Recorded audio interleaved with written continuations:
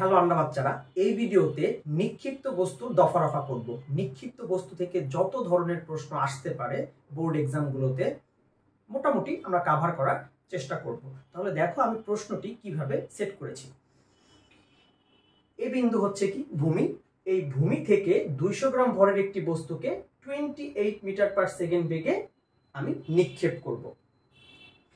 আমি এই নিক্ষিপ্ত অবস্থায় কয়েকটি বিন্দু লোকেট করেছি, এ, বি, ই, ডি, সি। এই সি বিন্দুটাকে আমি সর্বোচ্চ উচ্চতা হিসেবে বিবেচনা করেছি, যে সি বিন্দুটাই হচ্ছে কি সর্বোচ্চ উচ্চতা। এবার এখান থেকে কি কি প্রশ্ন আসতে পারে আমি কিন্তু একদম গতি অধ্যায় থেকে কাজ ক্ষমতা শক্তি অধ্যায় পর্যন্ত দেখাবো কি কি আসতে পারে। দেখো, 1 নম্বরে যদি গতি অধ্যায়ের এই প্রশ্নটা হতো তাহলে বলতো সর্বোচ্চ উচ্চতা কত, আর যদি কাজ ক্ষমতা শক্তি অধ্যায়ের হতো তাহলে হয়তোবা এই এইচ এর মানটা দেওয়া থাকতো।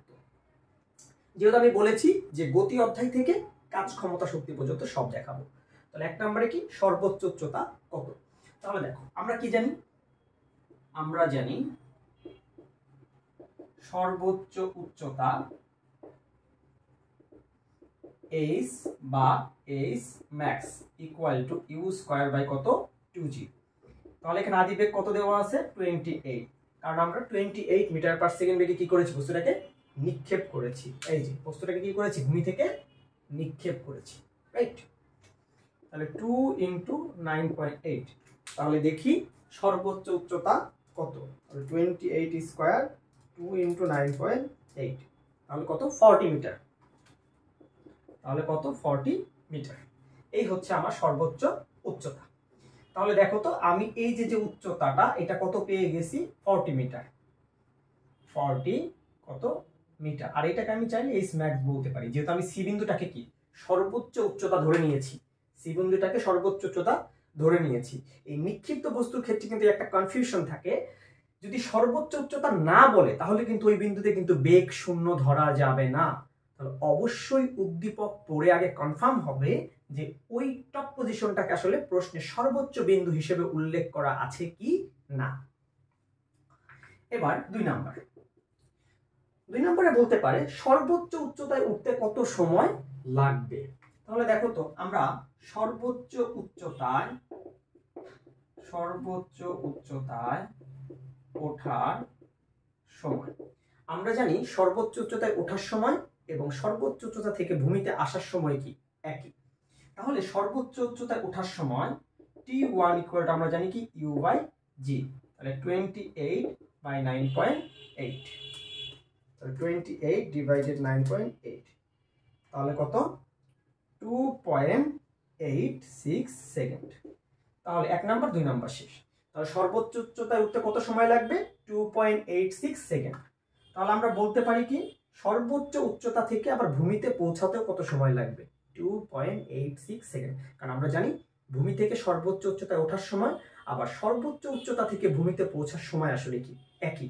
আর এই দুই সময়ের যোগফলকে বলা হয় বিচরণকাল বা উড্ডয়নকাল। এর মানে সে কতটুকু সময় এই ভূমি থেকে ফ্লাইং অবস্থায় ছিল, কতটুকু সময় সে ভূমি থেকে শূন্যে ছিল, এটাকে আমরা কি বলি বিচরণকাল বা উড্ডয়নকাল। বাইরেও বলতে পারি যে সময় পর বস্তুর উলম্ব সরণ শূন্য হবে। তাহলে দেখো তো বস্তু এখান থেকে শুরু করেছিল, গিয়ে আবার এখানে যখন ফিরে আসবে তখন বস্তুর উলম্ব সরণ এইচ ইকুয়াল টু কত শূন্য। তাহলে এই উলম্ব সরণ শূন্য হতে যে সময় অতিবাহিত করতে হবে সেই সময়টাকে বলা হয় কি বিচরণ কাল। তাহলে এবার আমরা বিচরণ কাল নির্ণয় করব। তাহলে দেখো 3 নাম্বার বিচরণ কাল t ইকুয়াল টু 2u/g। তাহলে 2 × 28, কারণ আদিবেগ কত 28 ডিভাইডেড 9.8। তাহলে দেখো 2 × 28 ডিভাইডেড 9.8, তাহলে কত 5.71 সেকেন্ড। তাহলে বস্তু এইখান থেকে সর্বোচ্চ উচ্চতায় গিয়ে আবার সর্বোচ্চ উচ্চতা থেকে ভূমিতে আসতে টোটাল 5.71 সেকেন্ড সময় লাগবে, যেটাকে আমরা বিচরণকাল বা উড্ডয়নকাল বলছি। এবার আমাদেরকে বলেছে নিক্ষেপের 1.5 সেকেন্ড পর বস্তুর বেগ কত? তাহলে 4 নাম্বার। তাহলে দেখো তো আমি এই নিক্ষিপ্ত বস্তুর আদি বেগ কত জানি? 28 মিটার পার সেকেন্ড। ওকে, কত সময় পরে বলেছে? 1.5 সেকেন্ড। জি এর মান জানি 9.8 মিটার পার সেকেন্ড স্কয়ার। আমরা কি জানি? পড়ন্ত বস্তুর ক্ষেত্রে কি প্লাস জি, আর নিক্ষিপ্ত বস্তুর ক্ষেত্রে কি মাইনাস জি। কারণ আমরা যখন কোনো একটা বস্তুকে নিক্ষেপ করি তখন কিন্তু তার বেগ আস্তে আস্তে হ্রাস পেতে থাকে। আর আমরা জানি যে বেগ হ্রাস যে হার, বেগ হ্রাসের হারকে কি বলে? মন্দন। আর মন্দন কি? ঋণাত্মক ত্বরণ। দ্যাটস ওয়াই যখন কোনো একটা বস্তু নিচের দিকে পড়তে থাকে তার বেগ বৃদ্ধি পেতে থাকে, আর বেগ বৃদ্ধির হারকে বলে ত্বরণ। তাহলে যখন পড়তে থাকে তখন তার বেগ বৃদ্ধি পেতে থাকে, তখন এইটাকে আমরা প্লাস জি বলি। আর যখন উপরে উঠতে থাকে তখন বেগ আস্তে আস্তে হ্রাস পেতে থাকে। কারণ একটা বস্তুকে যখন আমরা নিক্ষেপ করি তখন বস্তুটাকে পৃথিবী কি করে? অভিকর্ষ বলের কারণে কি আকর্ষণ করতে থাকে। আমি যদি উপরের দিকে উঠতে চাই, আমাকে কেউ যদি টেনে ধরে, তাহলে আমার বেগ আস্তে আস্তে কি হবে? হ্রাস হবে। পৃথিবী সেই কাজটা কি করে? তাহলে এখানে কি হচ্ছে? মন্দন হচ্ছে। দ্যাটস ওয়াই এটা আমরা কি বলি? মাইনাস জি বলি। ওকে, এটা একটু মুছে দিই। এইভাবে বুঝে বুঝে করলে অবশ্যই তোমার ভালো হবে। তাহলে দেখো তো নিক্ষিপ্ত বস্তুর ক্ষেত্রে আমার এখানে কি ভি লাগবে। তাহলে V equal to U G T. তাহলে কি V equal to U minus GT. V equal to U minus GT. তাহলে বসিয়ে দাও 28, 9.8, 1.5। তাহলে দেখো কত আসে। 28 বিয়োগ 9.8 ইন্টু 1.5, তাহলে কত? 13.3 মিটার পার সেকেন্ড। তাহলে এই 1.5 সেকেন্ড পর তার বেগ কত? 13.3। স্বাভাবিকভাবে তাই তো হওয়ার কথা ছিল, কারণ আমি যখন এখান থেকে একটা বস্তুকে নিক্ষেপ করব তার বেগ তো আস্তে আস্তে কমার কথা ছিল। তাহলে 1.5 সেকেন্ড পর তার বেগ কত হয়ে গেছে? 13.3। যেখানে তার সর্বোচ্চ উচ্চতায় পৌঁছাতে সময় লাগবে 2.86 সেকেন্ড। এর মানে 2.86 সেকেন্ড পরে ওই বস্তুর বেগ শূন্য হবে। তাহলে তো কথা ঠিকই আছে যে 1.5 সেকেন্ডে গিয়ে বেগ কত? 13.3। এরপরে 1.6, 7, 8, 9 এরকম করতে করতে যখন 2.86 সেকেন্ড হবে তখন বস্তুটা সি বিন্দুতে পৌঁছাবে এবং বেগ কত হয়ে যাবে? শূন্য হয়ে যাবে। এরপরে আমাদেরকে বলেছে যে নিক্ষেপের 3 সেকেন্ড পর বস্তুর বেগ কত। একটা কথা মাথায় রাখো, দেখো আমি যখন বস্তুটাকে নিক্ষেপ করেছি এই বস্তুটা সর্বোচ্চ উচ্চতায় উঠতে কতটুকু সময় লেগেছে? 2.86 সেকেন্ড। তাহলে আমার এইখান থেকে এই ভূমি থেকে এই পর্যন্ত উঠতে আমার সময় লাগছে 2.86 সেকেন্ড। তাহলে আমি এখানে বলেছি 3 সেকেন্ড। এর মানে বস্তুটা এখান থেকে উঠে আবার নিশ্চয়ই কি নিম্নগামী ছিল। নিশ্চয়ই কি নিম্নগামী ছিল, কারণ সর্বোচ্চ উচ্চতায় উঠতে তো তার সময় লাগে 2.86 সেকেন্ড। তাহলে আমি বেগ বের করতে বলছি 3 সেকেন্ড পরে। এর মানে বস্তুটা ভূমি থেকে টপে উঠে আবার নিম্ন অবস্থায় ছিল। তাহলে দেখবে এখানে ভি এর মান দেখবে নেগেটিভ আসবে। আর এই নেগেটিভ চিহ্ন কি বোঝায়? যে বস্তু নিম্নমুখী ছিল। কি ছিল? নিম্নমুখী। তাহলে উপর থেকে একটু ইরেজ করে আসি। ম্যাথ যখন তোমরা ভিডিও দেখবে সাথে সাথে তোমরা নিজেরাও একটি করে ম্যাথ করবে। তাহলে দেখো 5 নাম্বার। তাহলে আদি বেগ 28 মিটার পার সেকেন্ড, টি হচ্ছে কয় সেকেন্ড পরে? 3 সেকেন্ড পরে। তাহলে V equal to U minus g t, 28 9.8 into কি 3। তাহলে দেখো কত আসে? 28 মাইনাস 9.8 ইন্টু 3, তাহলে কত? Minus 1.4 metre per second. কারণ আমরা জানি যে টপে শূন্য, এরপরে যখন আবার টপ থেকে যখন বস্তু ভূমির দিকে আসবে তখন তার বেগ কিন্তু বৃদ্ধি পাচ্ছে। তাহলে দেখো সি বিন্দুতে বেগ ছিল কত? শূন্য। তাহলে 3 সেকেন্ড পরে তার বেগ কত? 1.5। আর এই ঋণাত্মক চিহ্ন কি বোঝাচ্ছে? বেগ হচ্ছে কি ঋণাত্মক দিয়ে বোঝাচ্ছে বস্তু তখন নিম্নমুখী ছিল, তাই তো থাকবে, কারণ তার সর্বোচ্চ উচ্চতা উঠতে সময় কত? 2.86। তার থেকে তো বেশি কত? 3। তাহলে বস্তুটা তখন কি অবস্থায় ছিল? পড়তি অবস্থায় ছিল। তাহলে ঋণাত্মক চিহ্ন বোঝায় বস্তু নিম্নমুখী। ওকে, তাহলে 5ও গেল। এইবার আমরা নিক্ষিপ্ত বস্তুর ক্ষেত্রে যে শক্তির নিত্যতা সেই বিষয়টা দেখব। এবং তোমাদেরকে একটা কথা বলে রাখি, কথাটা খুব গুরুত্বপূর্ণ। দুইটা কথা উঠাই নাও, যে পরন্ত বস্তুর ক্ষেত্রে ভূমি থেকে বস্তুর উচ্চতা x মিটার হলে বস্তুর অতিক্রান্ত দূরত্ব হবে h - x। দেখো কিভাবে, ধরো এখান থেকে তুমি একটা বস্তুকে ফেলে দিছো, এটা a এটা b, ধরো বস্তুটা c অবস্থানে আছে, আমি ধরলাম যে বস্তুটা ভূমি থেকে কতটুকু উচ্চতায় আছে x, তাহলে বস্তুটা যদি ভূমি থেকে x পরিমাণ উচ্চতায় থাকে তাহলে তার অতিক্রান্ত দূরত্ব কত, h - x। আর নিক্ষিপ্ত বস্তুর ক্ষেত্রে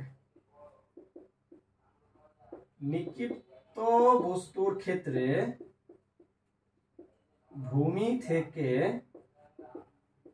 বস্তুর উচ্চতা x মিটার হলে অতিক্রান্ত দূরত্ব x মিটার। কিভাবে চেক করো, ধরো এখান থেকে কোন একটা বস্তুকে নিক্ষেপ করছি আমি, তাহলে এ থেকে বস্তুটা ধরো বি বিন্দুতে আছে, এর মানে সে ভূমি থেকে কতটুকু উচ্চতায় আছে x, আবার সে ভূমি থেকে তো x পরিমাণ দূরত্ব অতিক্রম করেছে। তাহলে এই দুইটা কথা কিন্তু মাথায় রাখবা, যে পরন্ত বস্তুর ক্ষেত্রে ভূমি থেকে বস্তুর উচ্চতা x হলে অতিক্রান্ত দূরত্ব কত, h - x। আর নিক্ষিপ্ত বস্তুর ক্ষেত্রে যাহাই উচ্চতা তাহাই উলম্ব সরণ, যাহাই উচ্চতা তাহাই উলম্ব সরণ। এইটা অবশ্যই এখন মাথায় রাখবে। কিন্তু দুইটা উঠাই ফেলো। তাহলে দেখো, তাহলে আমাকে বলেছে A B E D C বিন্দুতে শক্তির নিত্যতা। আমি কি বলেছি, যে শক্তির নিত্যতা বললে সবসময় আমরা আপার এবং লোয়ার আগে করব। তাহলে আমি প্রথমে এ বিন্দুতে করব, এটা ধরো 7 নাম্বার।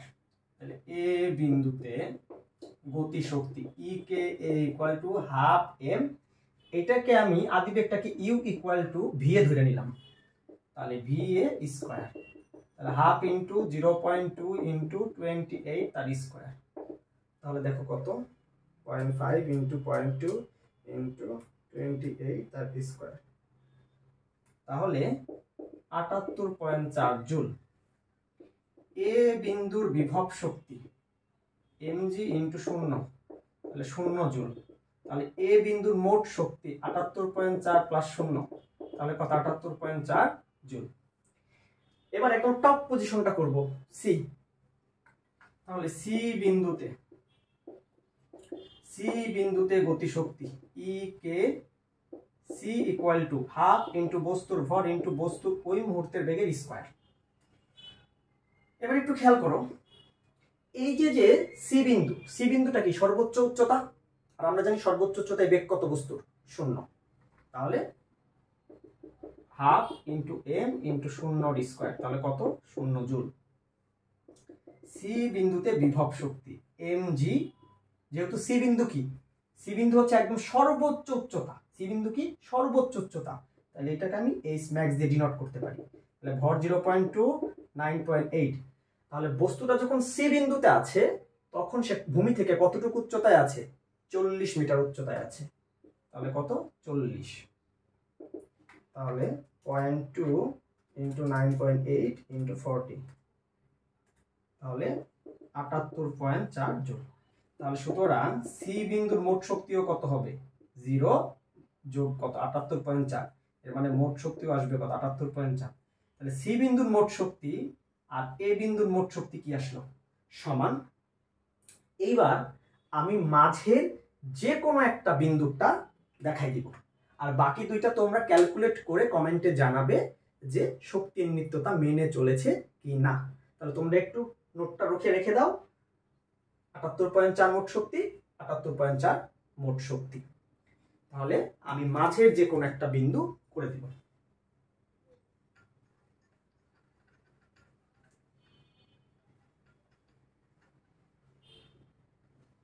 এবার দেখো, ধরো প্রথমে একটা কন্ডিশন এখানে আমি দিয়ে দিছি যে এই A B equal to BE equal to ED equal to DC. এর মানে এই টোটাল উচ্চতাটাকে আমি কয়টা ভাগে ভাগ করছি? সমান 4টা ভাগে ভাগ করছি। এর মানে এ থেকে বি 10 মিটার, বি থেকে ই 10 মিটার, ই থেকে ডি 10 মিটার, ডি থেকে সি কত 10 মিটার। এর মানে ধরো আমি সাপোজ ডি বিন্দুতে তোমাদের যে শক্তির মানে মোট যে শক্তিটা সেটা আমি ক্যালকুলেট করে দেখাবো। তাহলে এবার একটু চিন্তা করো, এটা এ বিন্দু, এটা সি বিন্দু, এটা হচ্ছে ডি, এটা ই, এটা বি। ডি বিন্দুতে গতি শক্তি E K D equal to half M ওই বিন্দুতে ডিগ্রি স্কয়ার। ওকে, আচ্ছা ডি বিন্দুতে যে বস্তুটা আসলো, বস্তুটা কোন বিন্দু থেকে আসছে? এই এ বিন্দু থেকেই তো গেছে। এর মানে ডি বিন্দুর যে বেগটা সেটা কত? ভিডি, আর এ বিন্দুর বেগ কত? ভিএ। তাহলে এটা কি আদি বেগ, এটা কি শেষ বেগ? তাহলে আমরা কি জানি? শেষ বেগের স্কয়ার ইকুয়াল টু আদি বেগের স্কয়ার। যেহেতু নিক্ষিপ্ত বস্তু তাহলে কি হবে? Minus 2g। এবার খেয়াল করো, এ থেকে যদি ডিতে যায় এর মানে সে কতটুকু দূরত্ব অতিক্রম করেছে? কারণ আমরা জানি কি শেষ বেগের স্কয়ার ইকুয়াল টু আদি বেগের স্কয়ার মাইনাস 2g ইন্টু কি অতিক্রান্ত দূরত্ব, বা এটাকে কি বলবো? উলম্ব সরণ। এইখানের এইচ আর EP equal to m g H এর মিনিং কিন্তু আসলে এক না। এইটার এইচ মানে কি? উচ্চতা। তুমি কার রেফারেন্সে বিভব শক্তি নির্ণয় করবা? সেই সারফেস থেকে উচ্চতা। আর এই এইচ মানে কি? অতিক্রান্ত দূরত্ব। যদিও নিক্ষিপ্ত বস্তুর ক্ষেত্রে যাহাই উচ্চতা তাহাই অতিক্রান্ত দূরত্ব হয়, কিন্তু তারপরও তো বেসিকটা তো ক্লিয়ার রাখতে হবে। এবার খেয়াল করো, তাহলে যখন বস্তুটা ডি বিন্দুতে আছে তখন ভূমি থেকে তাহলে কতটুকু উচ্চতায় আছে? 10 মিটার, আরো 10, তাহলে 10 10 কত? 10 10 10। এর মানে আমি বলতে পারি যখন বস্তুটা ডি বিন্দুতে আছে তখন বস্তুটা ভূমি থেকে সে 30 মিটার দূরত্ব অতিক্রম করেছে। কত মিটার? 30 মিটার। তাহলে 2g ইন্টু কত? 30 মিটার। তাহলে ভিডি স্কয়ার ইকুয়াল টু 28 এর স্কয়ার মাইনাস 2 ইন্টু 9.8 ইন্টু কত? 30। তাহলে আমরা দেখি যে ডি বিন্দুর বেগের স্কয়ার কত আসে। তাহলে 28 এর স্কয়ার মাইনাস 2 ইন্টু 9.8 ইন্টু 30। তাহলে দেখো 196 মিটার পার সেকেন্ড, তার কি হবে? গতি স্কয়ার, আর আমি ভিডি স্কয়ার বের করছি। তাহলে এখানে বসাও হাফ ইন্টু ভর কত? 0.2, 196। কারণ এখানে পুরো ভিডি স্কয়ারের মানটাই কিন্তু 196। তাহলে 0.5 ইন্টু 0.2 ইন্টু 196। তাহলে কত? 19.6 জুল। এবার আসি ডি বিন্দুতে বিভব শক্তি, তাহলে mg। তাহলে বস্তুটা যখন ডি বিন্দুতে আছে বস্তুটা তখন কতটুকু উচ্চতায় আছে? এডি পরিমাণ উচ্চতায় আছে। তাহলে বস্তুটা যখন ডি বিন্দুতে আছে তখন বস্তুটা ভূমি থেকে এই এডি পরিমাণ উচ্চতায় আছে। তাহলে দেখো এইভাবে লিখতে পারি না? এইচ আর এখানে আমি দিয়ে দিলাম কি? এডি। এর মানে বোঝাচ্ছে কি এডি পরিমাণ উচ্চতায় আছে। তাহলে 0.2 9.8। তাহলে নিক্ষিপ্ত বস্তুর ক্ষেত্রে কি যাহাই অতিক্রান্ত দূরত্ব তাহাই উচ্চতা। এর মানে বস্তুটা 30 মিটার দূরত্ব অতিক্রম করেছে এবং বস্তুটা কি 30 মিটার উচ্চতায়ও আছে। তাহলে কত? 30। তাহলে 0.2 ইন্টু 0.2 ইন্টু 9.8 ইন্টু 30। তাহলে কত?